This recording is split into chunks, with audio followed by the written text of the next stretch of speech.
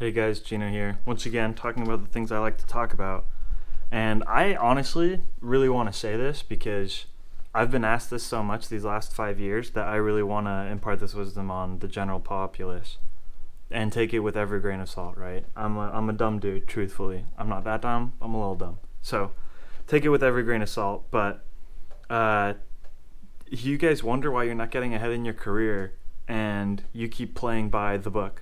The book meaning the societal standards.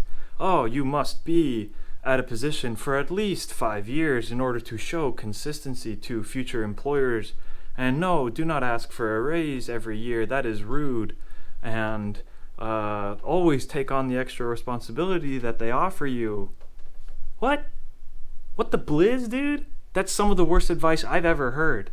In practice, in theory, in morals, like across the board, dude. That is so hogwash. That applied once upon a time when companies would take care of you and there was pensions and job security and you got paid well for your work, right? And you could actually afford to live and have a life.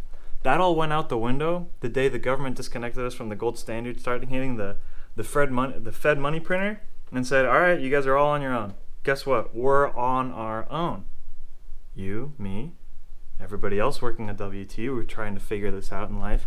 Everybody else that didn't inherit $10 million and, has it all figured out. Welcome to the club. So what are we going to do about it? All those rules are BS, guys. They really are. You know what proves you can do a job? Your capability. And there are things that you need to do in order to stand apart and get hired for different roles. But this whole, okay, we're going to start with the 5 years thing. Heck no. Blizz no, dude. You don't need to stay somewhere 5 years. That's a flat lie. Honestly, in my point of view, with what I've done in my career, 2 years absolutely maximum. I don't want to hear it in any role up until you get to like the C-suite executive level. Okay, you can have a longer run as a CEO of something, right? Or a VP. But if you're like a supervisor, a manager, an entry-level engineer, no, dude. 2 years max. If they don't give you that promotion, you're bailing anyways. And guess what? You should bail regardless of if they gave you that promotion or not, because the fastest way through the ranks is switching companies. Gino, isn't that disloyal? Am I not showing that I care? Listen, dude, nobody cares about you. You shouldn't care about them. The companies. We should love humans, treat humans respectfully, and work together as humans. I'm talking about the companies, okay? The LLCs, the S Corps, the C Corps, those guys. 2 years and you have to leave. Why? Okay, I'm just going to give you a theoretical example, right? Or one from my life. I worked at General Atomics. Okay, I'm an engineer one. Great. It looks like a pyramid, right? I can't form a pyramid with one finger, or one hand. But you can get the idea. It's a pyramid. At the top is the head of all the industrial engineers or the head of all engineering. And at the bottom is like 20 field engineers, right? And you go up and up and up, and there's less and less roles as you move on. That's fine. That makes perfect sense, right? So what ends up happening is you can only move up within your company when there is availability for you above you, right? Say there was the 20 field engineers at GA with me. Okay, maybe there was 4 supervisors, right? So there's only 4 slots for me to realistically move up a level. That means either somebody needs to quit, get fired, decide they want to change jobs, or otherwise the company grows and now we need another field engineer supervisor, right? And the spot opens up. How often do you think that happens? 4 spots. Everyone's playing by the book, so they're sticking around 5 to 8 years or whatever in a role. That doesn't happen often. Is that a surprise? It shouldn't be. So you maybe have the opportunity to apply for a promotion like that every, we'll call it 3 to 7 years. You really want to wait for somebody else to maybe give you a chance to maybe give you the promotion in 3 to 7 years? You know how many positions for a field engineer supervisor open up in the San Diego area at any given time? Oh, could it be more than 4, Gino? It could be more than 4, guys. I think it could. Guys, there's so many more chances for growth if you move. Instead of limiting yourself to those 4 slots, you can limit yourself to a city, a state, a whole country if you're willing to move for the right job. This is what I'm talking about. You got to open yourself up. And the other one too is for pay, Gino, they don't pay me enough. Well, they don't pay anybody enough until you're an owner of something.